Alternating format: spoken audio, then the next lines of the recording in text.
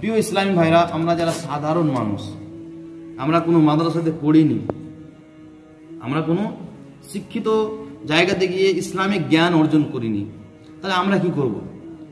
এবার আপনি বলেন, যিনারা আলিম হয়ে গেছেন, হাফিজ হয়ে গেছেন, কারি হয়ে গেছেন, শুধু ওনাদের উপরে ইলমে দ্বীন শেখা জরুরি না সবার জন্যে?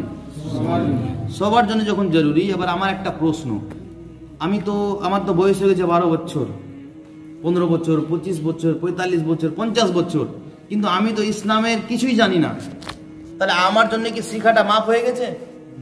কখনোই নয়। এবার শিখবো কোথায়? আমি মাদ্রাসাতে যাওয়ার তো আমার তো সময় নাই। আমার 4টা ছেলে মেয়ে, তাদেরকে ছেড়ে, ব্যবসা ছেড়ে, কারোবার ছেড়ে আমি কিভাবে মাদ্রাসাতে ভর্তি হবো?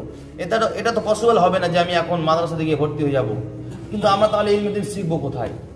আপনাদের কাছে আমি প্রশ্ন দিলাম, কোথায় শিখবো আপনারা বলেন?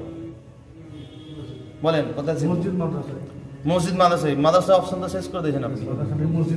মসজিদে, এবার মসজিদে তো আপনি 5 ওয়াক্তে আসছেন, আর কোন পাক দিয়ে যাচ্ছেন তো কোনো বুঝতে পারা যাচ্ছে না। ইমাম সাহেব বসে থাকছে যে কেউ আমার সঙ্গে এসে মুসাফা করে একটা মাসলা জিজ্ঞাসা করুক, তো সেরকমও হচ্ছে না।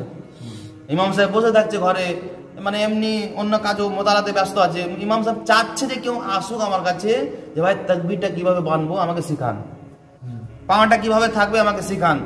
তো এরকম মানুষ শরমের জন্য যাচ্ছে না, যদি যায় তাহলে আমার মানে কি, আমি তো কিছুই জানি না, এটা প্রকাশ হয়ে যাবে, এটা একটা কারণ। আর দ্বিতীয় কারণ যে ও বলছে যায় কি আর যাবো, এরকম করে চলুক। তো এরকম করে চললে তো হবে না ভাই। কিয়ামতের দিনে এরকম বলা হয়েছে যে কিয়ামতের দিনে কিছু মানুষের নামাজ তার মুখে ছুড়ে দেওয়া হবে। আল্লাহ, মানে এটা মানে এমন আফসোসের কথা যে সবার ভিতর মানে কেঁপে যাওয়া দরকার, যে যার একজন যে 60 বছর ধরে নামাজ পড়বে, সে নামাজের তোহফা নিয়ে যাবে, আর তার নামাজটা কি করা হবে? তার মুখে মেরে দেওয়া হবে। কেন?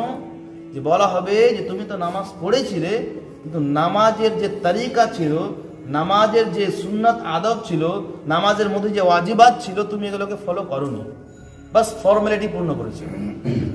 ইমাম সাহেবের সাথে উঠেছো, বসেছো, পার্শ্বে কেউ নামাজ পড়ছে, তার দেখে দেখে কাজ করেছো, ও ভুল করেছে, তুমি ভুল করেছো, তো তার নামাজকে মুখে মেরে দেওয়া হবে। আচ্ছা, এখন যদি আমি বলি ভাই আপনার নামাজটা হয়নি, তাহলে আপনার কাছে দ্বিতীয়বার পড়ার অপশন আছে কি নাই?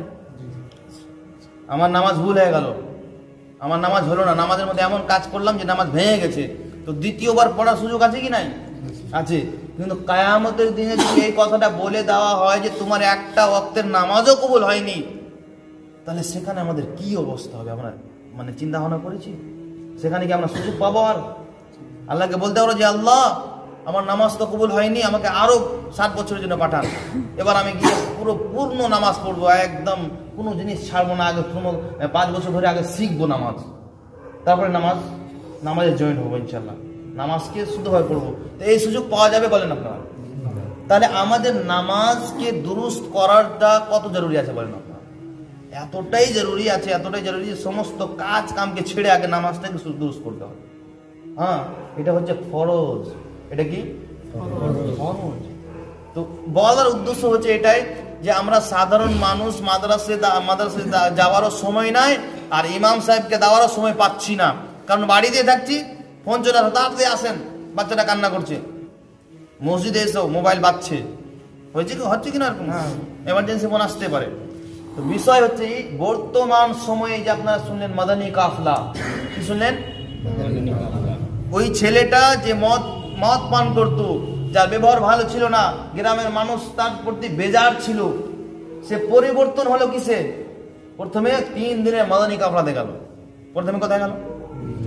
3 দিনের মাদানী কাফলা যাওয়াতে জীবনে এমন পরিবর্তন আসলো যে ও 63 দিনের তারবিয়াতি কোর্সও করে নিল, আর কোর্স করার পরে তার জীবন এমন ভাবে কাটতে লাগলো যে নামাজ পড়তো না, সে মানুষকে নামাজের দাওয়াত দিয়ে পড়াচ্ছে, যে গুনাহতে ব্যস্ত থাকতো সে গুনাহ থেকে মানুষকে বাঁচাচ্ছে।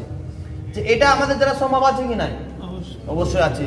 তো নিজের নামাজকে দুরুস্ত করার জন্য, নিজের আকায়েদকে দুরুস্ত করার জন্য, নিজের আমলকে দুরুস্ত করার জন্য, সুন্নাত আদবকে শেখার জন্য দাওয়াতে ইসলামীর মাদানী কাফলা, মাদানী কাফলাতে যিনারা সফর করে নিয়েছেন ওনারা বুঝে গেছেন দাওয়াতে ইসলামীর মাদানী কাফলা কি আর এটা কতটা প্রয়োজনীয়। তো এখন একটাই অপশন ভাই, এখন আমরা দুঃখ করি আমার ছেলেটা এরকম করে নামাজ পড়ছিল, এখন এরকম করে নামাজ পড়ছে, কি দুঃখ করছে কিনা? আমরা বাপ দাদা আমরা এরকম করে নামাজ পড়ে আসলাম, আহলে সুন্নাত ওয়াল জামাতের আকীদা এটাই, হানাফি মাযহাবের যত অনুসরণ আছে সবাই এইরকম ভাবে নামাজ পড়ছে, নাভির নিচে হাত বেঁধে। এবার আমার ছেলেটা এরকম করে নামাজ পড়ছে, দুঃখ প্রকাশ করছি আমরা। দুঃখ কেন প্রকাশ করব? আমি তো আমার ছেলেকে ছেড়ে দিয়েছিলাম, ভুলেই গিয়েছিলাম।